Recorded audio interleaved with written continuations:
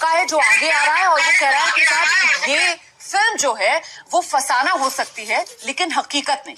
ये फिल्म जो है वो एजेंडे के तहत बनाई गई है, प्रोपेगेंडे के तहत बनाई गई है। उस कंट्रोवर्सी पर मैं आपका रिएक्शन चाह रही हूँ।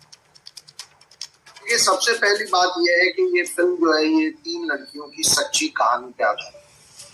तो अगर 3 लड़कियों की कहानी ट्रू स्टोरी है तो ये कैसे एक फेक एजेंडा हो सकता है, इसका कोई जवाब नहीं दे पा रहा।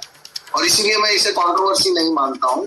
मैं ये मानता हूँ कि ये उनका एजेंडा है कि इस बात को कैसे दबाया जाए, कैसे डिस्क्रेडिट किया जाए, और ये जो एक इतनी बड़ी साजिश जो चल रही है उसके ऊपर लोगों का ध्यान ही ना जाए। ये कोशिश रहेगी लोगों की।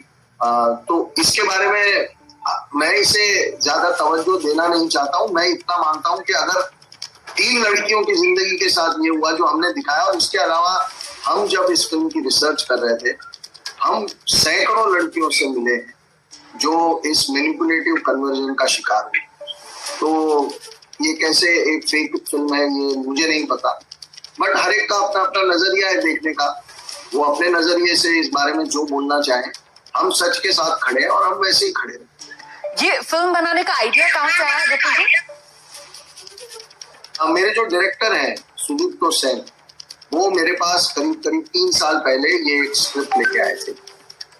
स्क्रिप्ट तब पूरा लिखा हुआ नहीं था, कहानी थी, और उन्होंने कहा कि उन्होंने उस पर काफी रिसर्च करके एक डॉक्यूमेंट्री फिल्म भी बनाई है। वो फिल्म भी मैंने देखी और उसके बाद हमने रिसर्च शुरू की। करीब 1 साल तक हम रिसर्च करते रहे जी, ताकि हमारी स्क्रिप्ट में कोई भी झूठ ना हो। देखिए, मुद्दा हमारे देश की बेटियों का है, जो हमारा हैशटैग भी है सेव द डॉटर्स। तो हम कोई भी ऐसा काम नहीं करना चाहते थे कि जिससे इस फिल्म को लोग किसी तरीके से ये कह पाए कि ये ऐसा तो कभी हुआ ही नहीं। तो हमने बहुत मेहनत करके, बहुत ध्यान रख के एक सीन, एक लाइन जो हमने इस फिल्म में रखी है वो सच है। और वो जब हमारी स्क्रिप्ट रेडी हो गई तब हमने इस फिल्म को बनाने का फैसला किया। तो 3 साल लगे ओवरऑल इस फिल्म को बनाने में, और अब ये रेडी। ठीक है। तो सर ये लव जिहाद वगैरह के आंकड़े, क्योंकि आप कह रहे हैं कि काफी रिसर्च करके निकाला गया केरल को लेकर, तो इसका सोर्स क्या रहा? क्योंकि जो विरोध में है आपकी फिल्म के और जो इसको प्रोपेगेंडा और एजेंडा बता रहे हैं उनकी तरफ से तो जो केंद्रीय मंत्री हैं जी किशन रेड्डी, उन्होंने जिस तरीके से संसद में ये बात कही थी कि साहब कोई केस लव जिहाद का केरला में नहीं आया है, ये पार्लियामेंट में उन्होंने बात कही थी, वो इसको कोट कर रहे हैं। तो आपने ये आंकड़े कहां से निकाले सर? देखिए, ये आंकड़े कहाँ से निकाले, ये बहुत लंबा प्रोसेस था। और हमारे पास सारे आंकड़े हैं, हम हमारी सच्चाई पे खड़े हैं। पर जस्ट मैं आपको एक बात कहना चाहता हूँ, क्योंकि आपने एक पार्लियामेंट का कोट किया है जी। उमन चांडी जो थे, वो कांग्रेस के चीफ मिनिस्टर थे, उन्होंने फ्लोर ऑफ द पार्लियामेंट कहा है कि 5 साल जो उनका टेन्योर उसमें 7,800 से ज्यादा केसेस हुए हैं। ये उनका स्टेटमेंट, और वो कांग्रेस ही, वो किसी और पॉलिटिकल पार्टी से बिलोंग नहीं करते। अच्युतानंदन साहब ने प्रेस कॉन्फ्रेंस करके कहा था, वो कम्युनिस्ट पार्टी के चीफ मिनिस्टर हैं, और वो उनका जो क्लिप है वो आज भी यूट्यूब पे अवेलेबल है, जिसमें उन्होंने कहा है कि 20 साल के अंदर केरला जो है वो इस्लामिक स्टेट बनने की पूरी तरह उस तरफ बढ़ रहा है। तो ये 2 चीफ मिनिस्टर वो हैं जिनकी पार्टियां आज शायद हमारा विरोध भी कर रही हैं, लेकिन उन्हीं के स्टेटमेंट्स हैं, और इसके अलावा और बहुत सारे डॉक्यूमेंट्स हैं। तो ये तो आपने, क्योंकि आपने एक पार्लियामेंट का जिक्र किया, इसलिए मैंने ये जिक्र किया। ये हमारा इसको पॉलिटिकल बनाने का हमारा कोई इरादा नहीं है, क्योंकि अल्टीमेटली बात इन लड़कियों की है, इन विक्टिम्स की है। और अगर हम विक्टिम से ध्यान हटा के पॉलिटिकल डिबेट में फंस जाएंगे तो जो एक इतना बड़ा मसला है वो फिर कहीं ना कहीं अंडर द कारपेट चला जाएगा, उसका बहुत नुकसान होगा। तो मुझे ये लगता है कि हम अपना फोकस इन लड़कियों पे रखें, उनकी जो बर्बाद हो रही है जिंदगियां, उस पे। सर ये जो टाइमिंग है जिसको लेकर सवाल उठाया जा रहा है कि साहब अब ये ट्रेलर रिलीज हो गया है और 5 मई आपकी फिल्म रिलीज होगी और 10 मई कर्नाटक के अंदर विधानसभा चुनाव है, तो ये आप कह रहे हैं कि साहब पॉलिटिकली आपका कोई एजेंडा नहीं है, लेकिन जो सवाल उठाए जा रहे हैं, आरोप लगाए जा रहे हैं, उसके तहत तो कहीं ना कहीं पूरा जो राजनीतिक बहस है वो इस फिल्म के इर्द गिर्द खड़ी की जा रही है। तो आपको क्या लगता है, इससे जो आपका मिशन या जिस इरादे के साथ आपने ये फिल्म बनाई कि जो समस्या है वो उजागर हो, उसको सर फायदा मिलेगा या और आपको नुकसान होगा? देखिए, बात फायदे नुकसान की नहीं है, बात अगेन आई एम रिपीटिंग, बात इन लड़कियों की है। हम 3 साल पहले जब फिल्म बनाना शुरू किया था, हमने सोचा था कि हम कर्नाटका के इलेक्शन से पहले ये फिल्म ले आएंगे।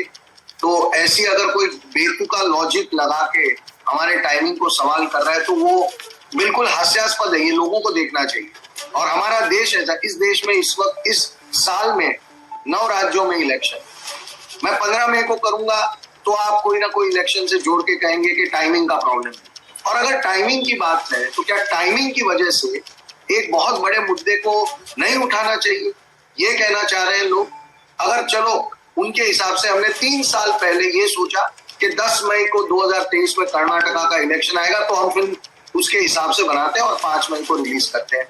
ये भी अगर इतना स्टूपिड सा फारफेच्ड आर्गुमेंट भी मैं मान लूं तो क्या टाइमिंग की वजह से आप इस मुद्दे की जो सीरियसनेस है उसको इग्नोर कर देंगे?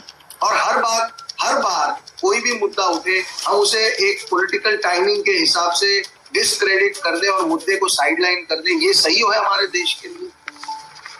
जी विपुल जी, अभी का स्टेटस क्या है सर? आपकी फिल्म को सेंसर बोर्ड से हरी झंडी मिल चुकी है? जी, सेंसर बोर्ड के प्रोसेस कंप्लीट होने के बाद, सेंसर सर्टिफिकेट मिलने के बाद ही हम इस फिल्म का ट्रेलर हम रिलीज कर पाए हैं। हम जानते हैं इसकी सेंसिटिविटी और हम चाहते थे कि ये पूरी तरह एक सेंसर की प्रक्रिया से गुजर के निकले, उसके बाद ही हम ये फिल्म का ट्रेलर रिलीज करें ताकि एक कायदे से काम करें। सेंसिटिविटी आप क्योंकि कह रहे हैं कि आप समझते हैं इस पूरे इशू की, उसको देखते हुए कुछ डाउन प्ले भी किया है क्या आप? मैं डाउन प्ले की तरह नहीं देखता हूं, मैं सिर्फ हमने एक इश्यू रेज किया है और हम चाहते हैं कि पूरा देश, जो लोग इस फिल्म को देखेंगे, मैं चाहता हूं पूरा देश देखे क्योंकि ये बहुत इंपॉर्टेंट विषय है। मुझे ऐसा लगता है, मेरी सोच के हिसाब से ये बहुत ही इंपॉर्टेंट विषय है और हमने बहुत ईमानदार, बहुत सच्ची और बहुत ऑनेस्ट फिल्म बनाई है। तो मैं तो यही चाहता हूं कि देश के लोग इस फिल्म को देखें और थोड़ा सा इस विषय को गहराई से सोचें। लेकिन क्या जिस तरीके का विरोध हो रहा है इस फिल्म का, आपको ऐसा लगता है कि आपकी ये जो एक ईमानदार कोशिश है इस फिल्म के जरिए, उस पर कहीं राजनीति ना हावी हो जाए, इस बात की आशंका है? देखिए, मैं आपको फिर बता रहा हूँ, मैंने ऐसा कोई विरोध देखा नहीं, मैं तो ओवरवेलमिंग सपोर्ट देख रहा हूँ। ओके। मैं इतना ज्यादा सपोर्ट देख रहा हूँ, मुझे इतने सारे मैसेजेस आ रहे हैं, लोग व्हाट्सएप ग्रुप्स पे एक दूसरे को मैसेज कर रहे हैं कि पूरे बिल्डिंग को लेके जाना है and we must show this film to the entire family. पूरे बिल्डिंग को, मोहल्ले को मोटिवेट कर रहे हैं लोग कि हमें सबको जाके इस फिल्म को सपोर्ट करना है, इस मुद्दे को सपोर्ट करना है। मैं तो उसको वैसे देखता हूँ और आप जानती हैं कि जब किसी को ओवरवेलमिंग सपोर्ट मिलता है तो कोई ना कोई इक्का दुक्का इंसान यहाँ वहां कहीं तो विरोध करेगा। उसको आप हाईलाइट की तरह देखना चाहते हैं या ये जो लाखों करोड़ों लोग इस फिल्म के सपोर्ट में बात कर रहे हैं आप उस पर देखना चाहते हैं? मैं ये मानता हूं कि सपोर्ट विरोध एक तरफ है, ये फिल्म जिस इंपॉर्टेंट मुद्दे की बात करती है, ये मुद्दा अगर उसको जो जितनी सीरियसनेस मिलनी चाहिए वो मिल जाए तो मैं समझता हूं कि हमारे लिए एक बहुत बड़ी कामयाबी। ठीक है। और सर, कुछ लोग ऐसे भी हैं जो आपकी फिल्म को द कश्मीर फाइल्स से कंपेयर कर रहे हैं, इस पर आपकी राय? नहीं, देखिए, कोई भी दो फिल्में होती हैं, उन्हें कभी कंपेयर नहीं किया जा सकता क्योंकि फिल्म मेकर्स अलग होते हैं और हर फिल्म मेकर का अपना नजरिया होता है। कश्मीर फाइल विवेक ने अपने हिसाब से एक बहुत ही अच्छी फिल्म बनाई थी।